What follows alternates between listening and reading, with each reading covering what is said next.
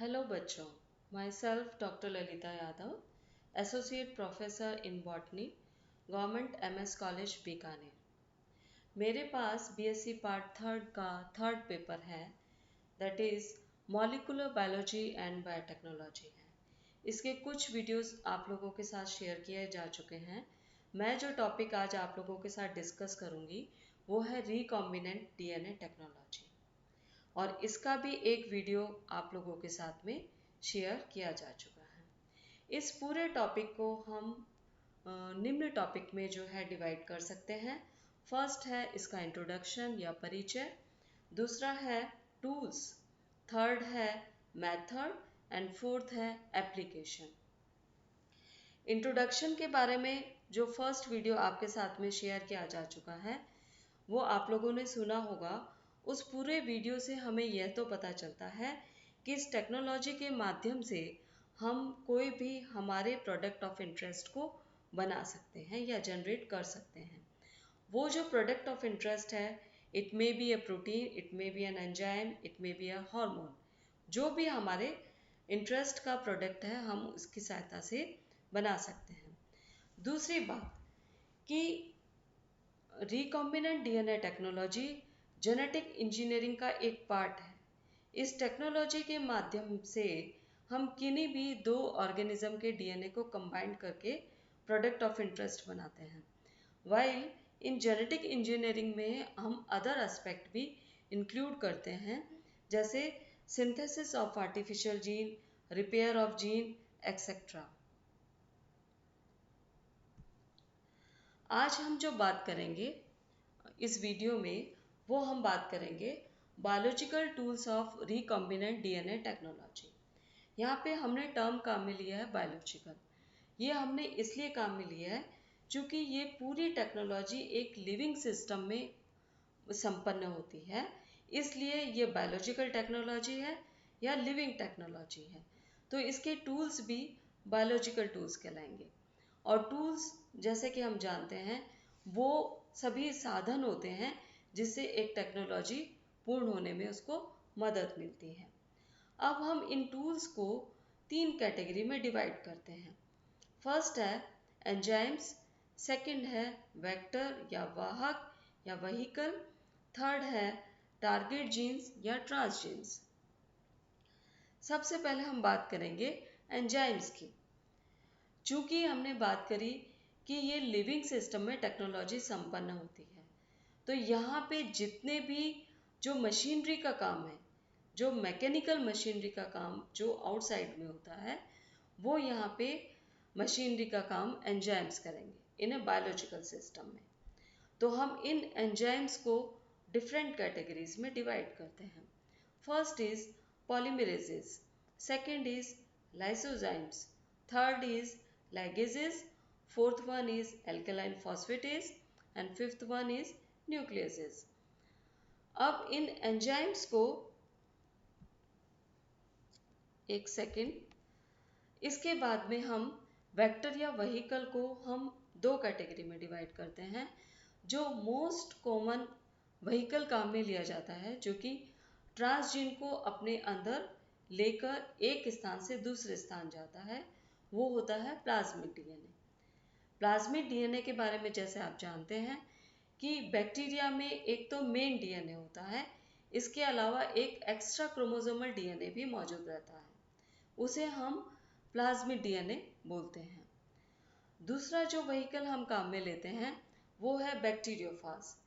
Bacteriophage DNA यानी कि वो वायरसेस जो कि बैक्टीरिया के ऊपर अटैक करते हैं, उनके जो डीएनए हैं उनको भी हम बतौर व्हीकल जो है काम में लेते हैं। थर्ड इज टारगेट जीन्स या ट्रांसजीन्स या पैसेंजर जीन्स या डिजायर्ड जीन्स, इनको कई नाम से जानते हैं हम लोग, जो कि प्रोडक्ट ऑफ इंटरेस्ट के लिए रेस्पॉन्सिबल होते हैं। तो इनके सोर्स के अकॉर्डिंग हम इनको फर्दर तीन कैटेगरी में डिवाइड करते हैं। First one is complementary DNA, second is synthetic DNA and third one is random DNA. सबसे पहले हम बात करते हैं एंजाइम्स की, यानी कि वो मशीनरी जो कि कटिंग या डिलीशन या एडिशन या रिपेयर का काम करेगी इन ए लिविंग सिस्टम में। First is polymerases. जैसे कि नाम से पता चलता है, पॉलीमरेसेस एंजाइम जो कि रेस्पॉन्सिबल होते हैं पॉलीमराइजेशन के लिए। यहाँ पे पॉलीमराइजेशन हम डीएनए के लिए काम में ले रहे हैं। इनके सोर्स के अकॉर्डिंग, यानी कि इनके जो टेम्पलेट है, जो बेस का टेम्पलेट है, टेम्पलेट बेस के अकॉर्डिंग हम इनको फर्दर 2 कैटेगरी में डिवाइड करते हैं। यदि इनका टेम्पलेट बेस्ड आरएनए होता है जो कि आरएनए से डीएनए बनाता है, तो हम इसको जो एंजाइम काम में लेंगे वो होगा आरएनए डिपेंडेंट डीएनए पॉलीमरेज या रिवर्स ट्रांसक्रिप्टेज। दूसरा, यदि डीएनए से डीएनए बन रहा है तो वहाँ पे जो एंजाइम पॉलीमराइजेशन के लिए काम में लेंगे वो होगा डीएनए डिपेंडेंट पॉलीमरेज। इस तरीके से उनकी सूटेबल टेम्पलेट के अकॉर्डिंग इनके 2 कैटेगरीज होती हैं। सेकेंड एंजाइम का जो रोल होता है वो होता है लाइसोजाइम। जो लाइसोजाइम्स एंजाइम्स होते हैं वो रेस्पॉन्सिबल होते हैं डिसइंटीग्रेटिंग के लिए, यानी कि यह है जो बेस आपने जो सोर्स काम में लिया है उसकी सेल वॉल को डिसॉल्व करने के लिए। यहाँ पे हमने बैक्टीरियल सेल को हमने बेस काम में लिया है, तो उसकी सेल वॉल को डिसॉल्व करके उसके डीएनए को बाहर निकालना है। तो उसकी सेल वॉल के डिसॉल्विंग के लिए जो एंजाइम रेस्पॉन्सिबल होगा that is lysozymes enzymes. Third जो एंजाइम इन्वॉल्व होते हैं टेक्नोलॉजी में दैट इज लाइगेजेस एंजाइम। इनका रोल जो होता है, या इनको जॉइनिंग एंजाइम के नाम से भी जानते हैं, इनका रोल ये होता है कि जो डीएनए फ्रेगमेंट हमारा तैयार होता है उसके अंदर गैप्स होते हैं, उनको गैप्स को फिल करने का काम या सील करने का काम वो एंजाइम लाइगेजेस करते हैं और एक कंटिन्यू फ्रेगमेंट हमें प्राप्त हो जाता है। फोर्थ जो एंजाइम है वो है एल्केलाइन फॉस्फेटेज एंजाइम।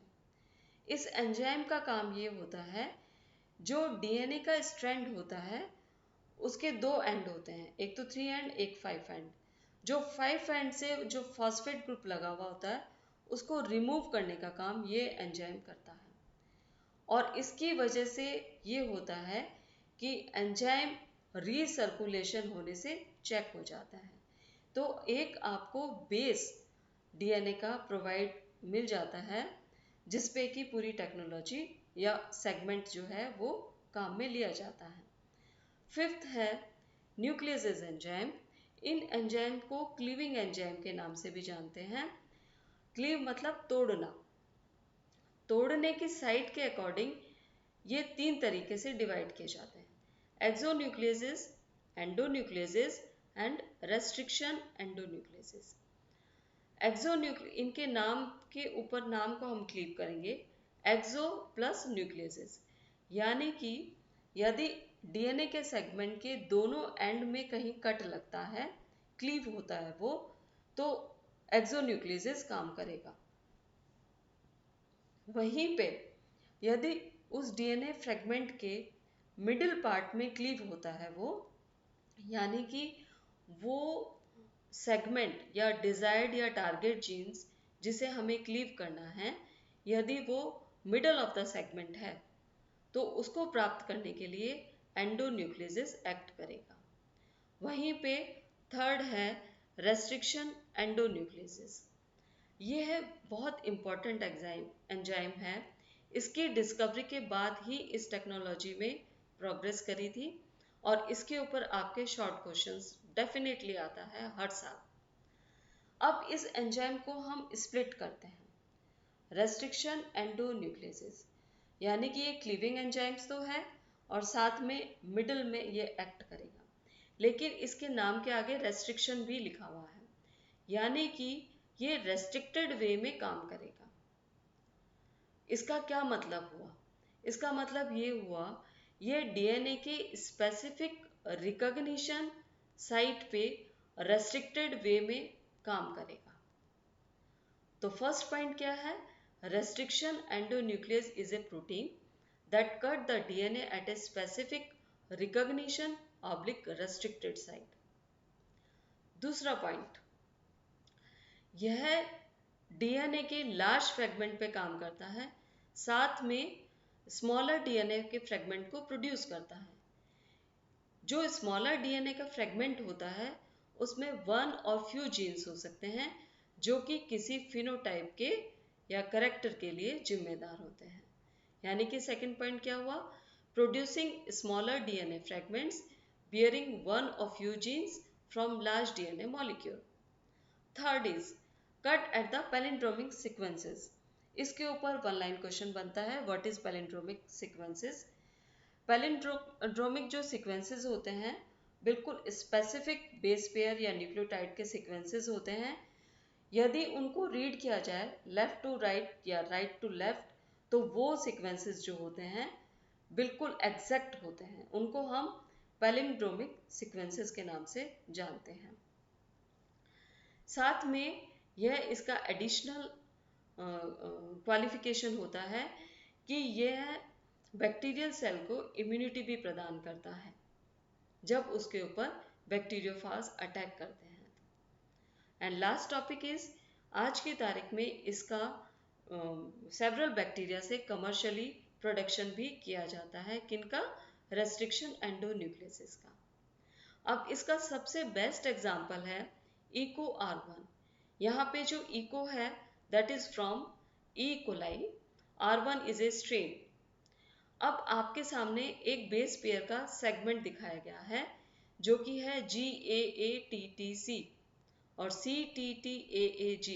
यह एक रिकॉग्निशन साइट हुई किसके लिए? रेस्ट्रिक्शन एंडोन्यूक्लियसिस के लिए। और कटिंग साइट उसकी आगे बता रखी है जो कि रेस्ट्रिक्टेड साइट है। और इस जो सीक्वेंसेस आप देखेंगे दोनों को रीड करिए आप राइट टू लेफ्ट और लेफ्ट टू राइट, तो आपको पता चलेगा सेम बेस पेयर है। तो इस सीक्वेंस को पैलिंड्रोमिक सीक्वेंसेस भी कहते हैं। यानी कि रेस्ट्रिक्शन एंडोन्यूक्लियसिस पैलिंड्रोमिक सीक्वेंसेस के ऊपर एक्ट करते हैं। यह है पूरा आपका टूल फर्स्ट हुआ, दैट इज एंजाइम मशीनरी। अब जो नेक्स्ट आपका टूल है वो है व्हीकल या वाहक, और second is third one is targeted genes. वो हम लोग नेक्स्ट वीडियो में डिस्कस करेंगे। और धन्यवाद आप सभी का। Thank you.